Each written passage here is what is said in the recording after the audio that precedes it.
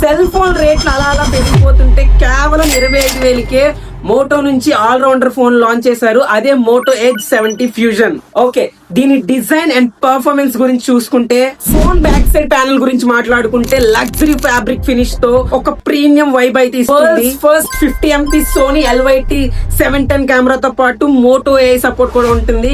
ఇది పిక్చర్స్ ని highly detail capture చేసిస్తుంది. Front 32 MP selfie 7000 mAh big బ్యాటరీతో పాటు 68 watts టర్బో చార్జ్ చేస్తుంది.